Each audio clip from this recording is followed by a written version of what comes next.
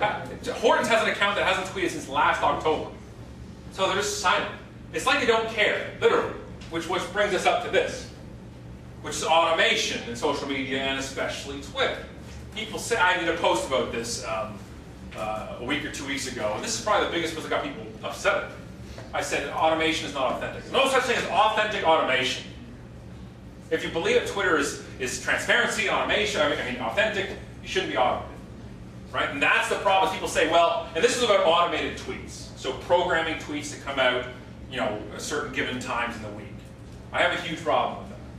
Okay, not because necessarily, if you have a CNN news account or Matchpool's account that's automated, that's what it's used for, fine. Who am I to say what to do on Twitter? I know there's no rules and you make it up as you go, but I'm the mayor for crying out loud. I got something to say. But no, I'm just trying to show you the best practice. And Twitter's a different beast. People think when they see a tweet from you, for the most part, they see a tweet from you, they think you're writing it. Right? Yes? You see a tweet, you think you're there right now. So if I reply, you may see it.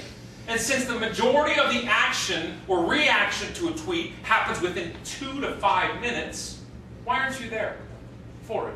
People say, I want to tweet when I'm not there to get there so everybody can see it. No. That's like sending a mannequin to a networking event. Literally. Showing up, wheeling a mannequin and going, we're here! We're running out the door and leaving the mannequin there. It's trying to have presence without being present. And that gets found out. And is it worth it when somebody finds out finally that you actually automated your tweets and how it would look to them? Imagine somebody who you thought was helping or talking to you actually automated it, or somebody else was running their account. You wouldn't like that, right? And this is where me and Kawasaki disagree. He loves automation. He has 4 or 5 people running his account. It's not him, barely any of the time. And he says, that's fine, do it. He says, don't listen to the Twitter Nazis. Really? Really? We're going to relate Nazis to people on Twitter? And he came out and said, no, do whatever you want, automate it. And now everybody listens to him and goes, okay, now I can do that. Imagine Twitter being automated by everybody. That's called an RSS feed. Right? That's not what Twitter's about to me. It's about relationships. And people are there to build relationships. And if you are your authentic self on Twitter, you have no competition. So be there. Be there for the conversation. I've seen speakers on stage with a live tweet stream or on my tweet deck or on my phone, and I see a tweet from them while they're speaking about authenticity. Wait a second. No, no. It makes no sense. Don't. Please, please, don't do it. And really, one of the biggest points here, and I talked about this last session, but it's very important. People don't understand ROI a lot of times because they don't understand the R and the I. Okay? They don't understand return, they don't understand investment. Meaning, return isn't just money, and investment isn't just money. It's so much more. Your return in social media is relationship-based and can be sales-based. I wrote this post of I think the last one I did about what I got out of Twitter. What happens if it wasn't around, what I wouldn't get. I've made money off Twitter. I signed a book deal off Twitter. But I would never have got that if I went, what's my ROI today?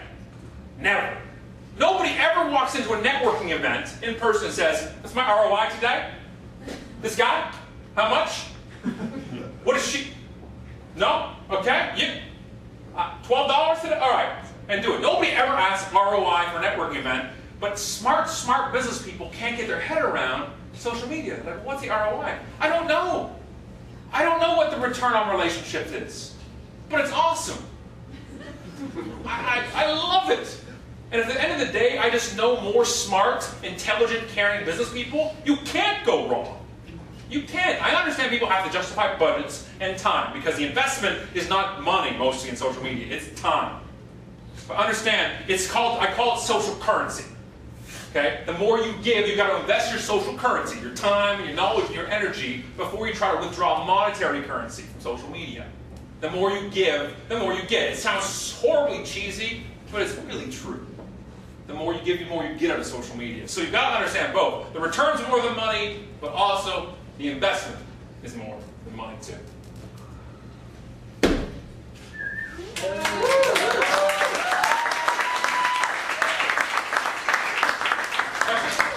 Questions at all?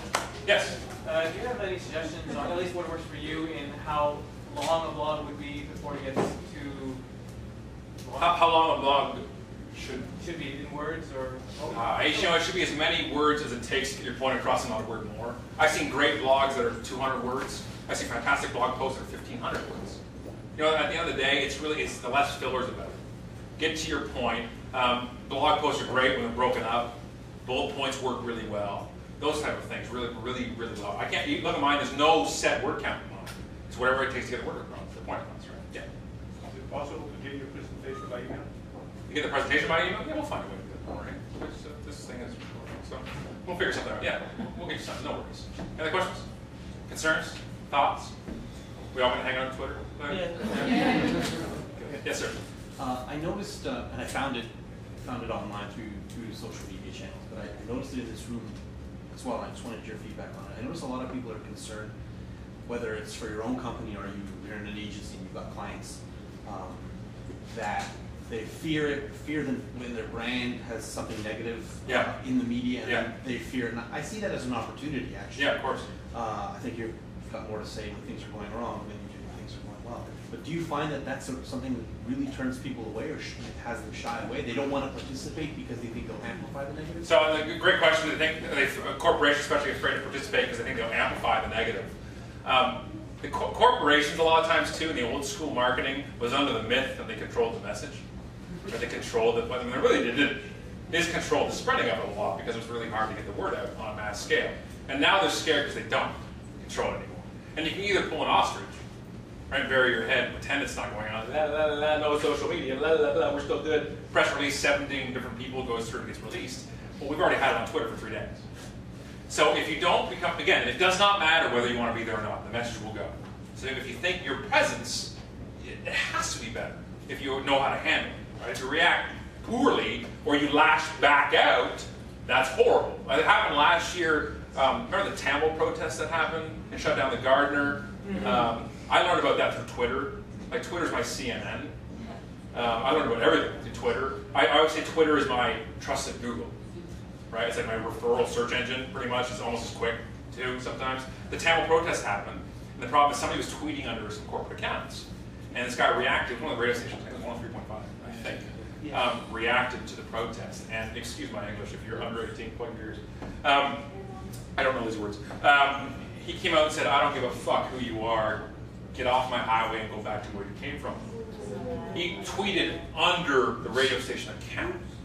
No. So it was the radio station logo beside that tweet, and I took a screenshot of that too. So that type of stuff, yes. But if it's brand, social media does not give you an excuse to not have somebody who knows what they're talking about. It's still communications. That's why I think in corporations you need a professional run the account who understands communication. I don't mean be cold. I don't mean be sterile about it. But have somebody who has who's not a moron run your account. Can I put it that way? Is that the best scholastic way I can explain it to you? Not have a moron run your account. And plus, if you have somebody who you're scared to talk about on behalf of your company, they probably shouldn't be working for your company, right? They should be trusted enough to talk about things. So have somebody who understands relationships and build it, but also understand that social media doesn't change the fact that relationships take time. It does not change the fact that relationships take time. They take effort, and one tweet can blow it. It's like that billboard. It takes 1,000 tweets to build momentum, and one to screw up your brand. And it is that severe sometimes, like that radio station. We all remember that now, too. Whoever's seen it. Yeah. Follow-up question. But that severity is the thing that my clients are afraid of. Yeah. That they may do well. Yeah. And more often than not, it's sort of the old school gray hair guys who are running the company and can't trust the 22-year-old who they're probably going to hire, who's got the etiquette to be online. Right. You know what? I can't. I've kind of given up convincing people who hate social media. I've given up trying to convince people who hate social media to use it.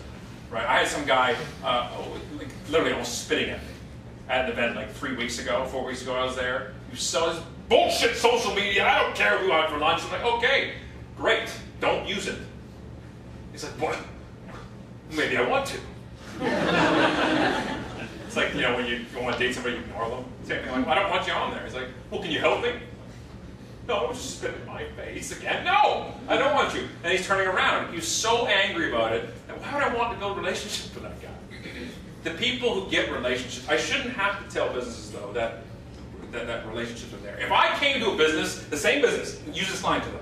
If I came to you guys, corporations, 10 years ago and said, I built a tool that will monitor conversations that are going on right now, that allow you to interact for next to $0 and have instant results in a communication method, and I'm charging 10 grand a month, they would buy it. But now that it's free,